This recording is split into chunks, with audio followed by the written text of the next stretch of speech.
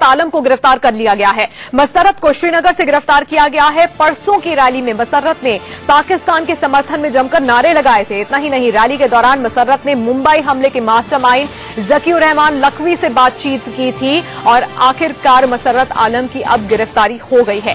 पाकिस्तान के समर्थन में नारे लगाने, पाकिस्तान का झंडा लहराने और लखवी से फोन पर बात करने की बात जब से सामने आई थी, मसर्रत की गिरफ्तारी की मांग लगातार उठ रही थी। ये तस्वीरें जो आप देख रहे हैं, ये परसों की रैली की है और अब आपको 3 तस्वीरें दिखाते हैं। परसों की रैली में किस तरह से पाकिस्तान के समर्थन में नारे लगे थे वो आपने देखा। उसके बाद बीती रात मसर्रत आलम को नजरबंद किया गया और आज सुबह मसर्रत की गिरफ्तारी श्रीनगर से हुई है। मसर्रत आलम की गिरफ्तारी हो गई है। 3 तस्वीरें उससे जुड़ी हुई आपके सामने है। देशद्रोह का मामला दर्ज किया गया है, लेकिन क्या कुछ मसर्रत आलम ने गिरफ्तारी से पहले कहा वो आपको सुनाते हैं। मैं जवानों का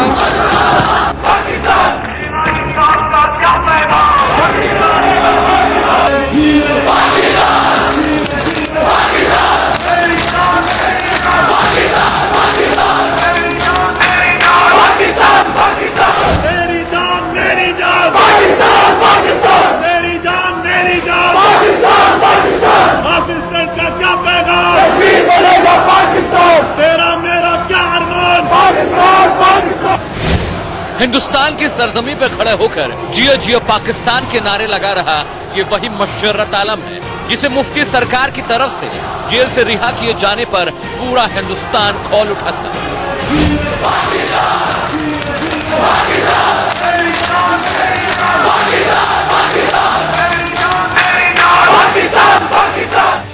दिल्ली में मोदी की सरकार को जवाब देते नहीं बन रहा था, तब कहा गया कि मसर्रत राजनीतिक कैदी था, उसके खिलाफ सबूत नहीं, इसलिए रिहा किया गया। लेकिन वही मसर्रत क्या कह रहा है वो सुनिए।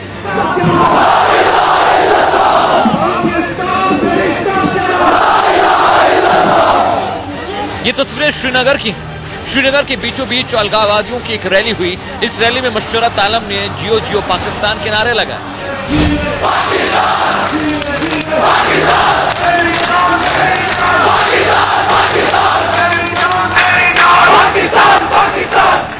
लोगों को उकसाया और देखिए यहां मंच के बाईं तरफ कैसे पाकिस्तानी झंडा फहराया गया।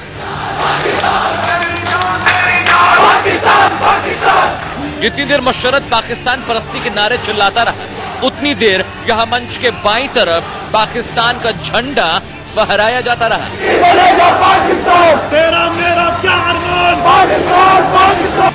सवाल यह है कि ये सब हिंदुस्तान की जमीन पर खड़े होकर इतनी जरूरत मतलब क्या, आजादी का मतलब क्या, आजादी का मतलब क्या। श्रीनगर में हुई इस रैली के शुरुआत में सैयद अली शाह गिलानी ने भाषण दिया, लोगों को उकसाना शुरू किया। बाद में मसर्रत उठा, हाथ हिलाया और फिर पाकिस्तान परस्ती के नारे लगाने लगा।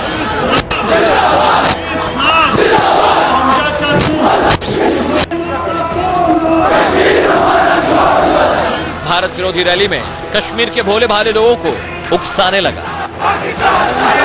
मैं जवान, मेरी जान पाकिस्तान, पाकिस्तान का क्या पैगाम, पाकिस्तान। तेरा मेरा क्या अरमान, पाकिस्तान। मेरी जान पाकिस्तान, मेरी जान पाकिस्तान।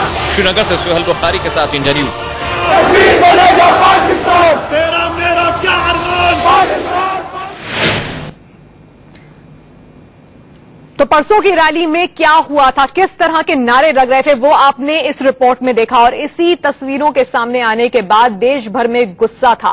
मसर्रत की गिरफ्तारी की लगातार मांग हो रही थी। लोगों की नाराजगी की भी 3 तस्वीरें हम आपको दिखाते हैं। राजकोट, जम्मू, बेंगलुरु, तीनों जगह आप देखिए किस तरह से लोग गुस्से में थे। पुतला फूंका गया, आगजनी की गई। लोगों की मांग थी कि मसर्रत आलम को तुरंत गिरफ्तार किया जाए। जिस तरह के नारे उस रैली में लगे थे, जिस तरह की बातें निकलकर उस रैली से सामने आई थी कि लखवी से फोन पर बातचीत हो रही थी, हाफिज सईद का पैगाम सुनाया जा रहा था उस रैली में, उसके बाद गिरफ्तारी की मांग अलग अलग शहरों से उठती चली गई और अब आखिरकार मसरत आलम की गिरफ्तारी हुई है। लेकिन इस पर पॉलिटिकल रिएक्शंस क्या आ रहे हैं वो सुन लेते हैं। कि आतंकवाद और अलगाववाद के खिलाफ किसी भी तरह का कोई समझौता नहीं, किसी भी तरह की कोई नरमी नहीं। इसलिए ये जो देश एक मुद्दे पर पूरी मजबूती के साथ एकजुट हो, उससे आतंकवादियों को और उनके आकाओं को समझना चाहिए कि देश कभी भी बर्दाश्त नहीं करेगा उनकी इस तरह के तालिबानी तांडव को, इस तरह के शैतानी मंसूबों को। कि गिरफ्तारी हो गई, ठीक है, देर आयत दुरुस्त आयत, लेकिन जो नुकसान होना था वो हो गया। थोड़े ही दिन के अंदर जो डैमेज ये करके गया है वो काफी नुकसानदेह साबित होगा।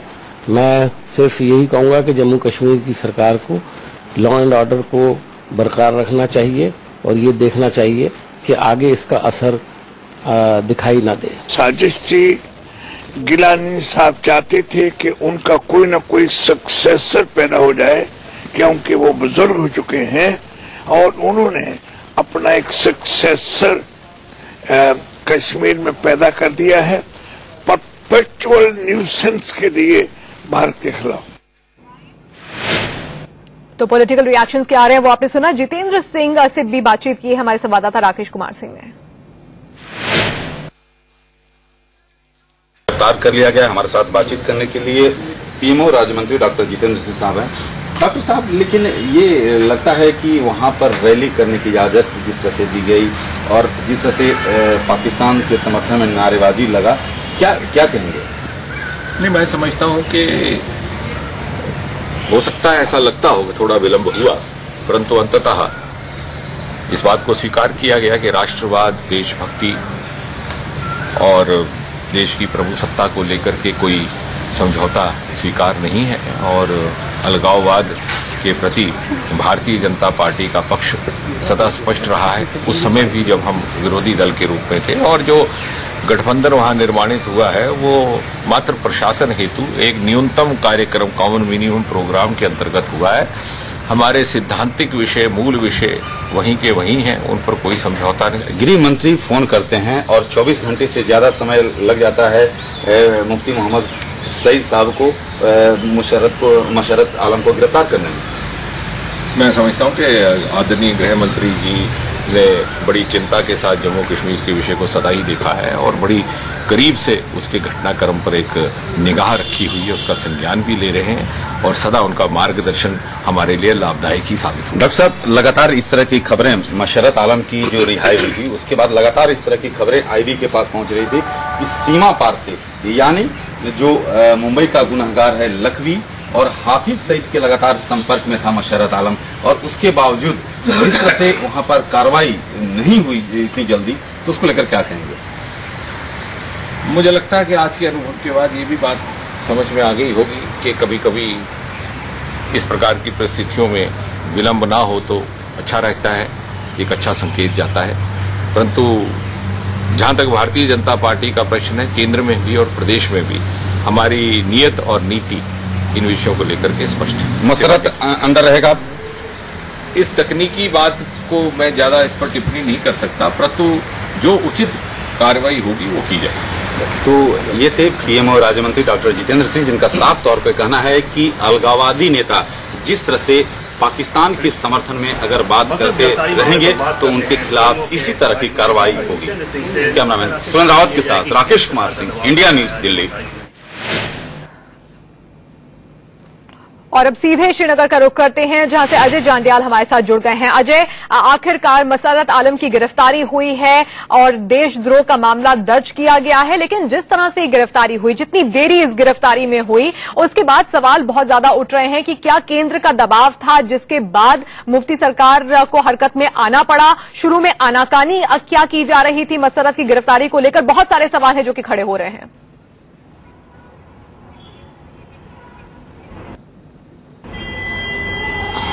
जी बिल्कुल, कहीं ना कहीं ये जरूर माना जाएगा कि डिले जो हुआ है वो कहीं ना कहीं पीडीपी जो है वो चाहती थी कि समय जरूर दिया जाए कानूनी प्रक्रिया के जो हवाला दिया जा रहा था उसके हवाले से। वहीं दूसरी तरफ दबाव जो है केंद्र की तरफ से लगातार बन रहा था। मीडिया में लगातार ये खबरें आ रही थी कि मसरत आलम ने जो है किस तरीके बिल्कुल